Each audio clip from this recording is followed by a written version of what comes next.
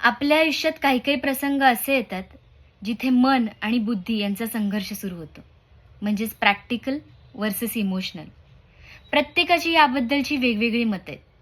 असेच काहीसे विचार मनात आले आणि आज ते कागदावर उमटवले गेले. ते तुम्हाला वाचून दाखवते. प्रॅक्टिकल वर्सेस इमोशनल म्हणजेच मन आणि बुद्धी. आयुष्याच्या प्रत्येक टप्प्यावर, नात्यांमध्ये, वळणावर येऊन हमखास अडकणारं गणित.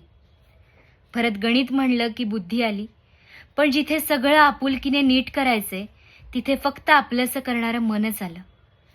बुद्धी म्हणली की लॉजिक आलं, पण मन म्हणलं की मॅजिक आलं. जिथे आपली बुद्धी थांबते, आपलं मस्तक थांबतं, तिथे आजकाल आपण प्रॅक्टिकल जमान्यातही देवासमोरच नतमस्तक होतो.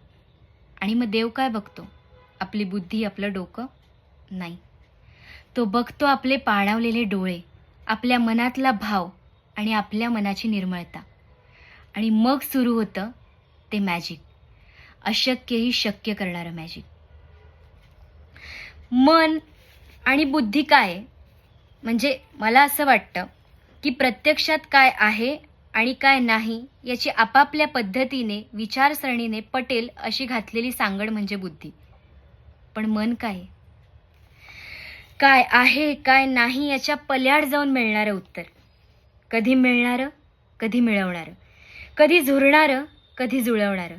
कधी फुलणारं, कधी बहरणारं. कधी आपल्यांसाठी झुकणारं, कधी त्यांच्यासाठीच लढणारं.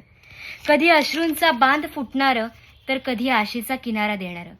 कधी वाट बघणारं, कधी रुसणारं, कधी चिडणारं, कधी हसणारं. पण या पल्याड जाऊन फक्त आणि फक्त आपल्यांसाठी जपणारं. आपण प्रॅक्टिकल म्हणतो ना, पण या प्रॅक्टिकॅलिटीतला जो POV आहे, जो दृष्टिकोन आहे, या दृष्टिकोन शब्दातले पहिली 2 अक्षरं कुठली आहेत? दृष्टी. दृष्टी म्हणजे काय? अर्थात डोळे. आणि डोळे काय? आपल्याच मनाचा आरसा. म्हणजे फिरून फिरून आपण कुठे आलो? आपल्या मनावरच ना. जिथे आपली बुद्धी भ्रष्ट होते तरी तिथे आपलं हृदय धडधडत असतं. पण जर आपलं हृदयच बंद पडलं तर बुद्धी काय जगणार आहे? म्हणूनच या दोन्हीची सांगड घालणं तितकंच महत्त्वाचं आहे. पण त्यापेक्षा जास्त महत्त्वाचं आहे स्वतःच्या मनात झाकणं, स्वतःला ओळखणं, स्वतःच्या मनाला आपलंसं करणं. प्रॅक्टिकल म्हणण्यापेक्षा मनाचं जरा ऐकूया.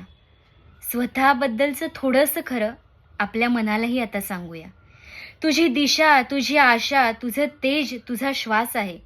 तूच पवित्रता, निर्मळता, विशाल असं आभाळ आहे. जगताना बुद्धीला कधी बाजूला ठेवून मनाला साथ देऊया. आपल्यांबरोबर कधी आपलंसं होऊन जरा स्वतःलाही पाहूया. मन थोडंसं आपल्यांसाठी झुकवूयात. मनाला मनवून मन मंदिरात रंगूया. मनाला मनवून मन मंदिरात रंगूया. मनाला मनवून मन मंदिरात रंगूया.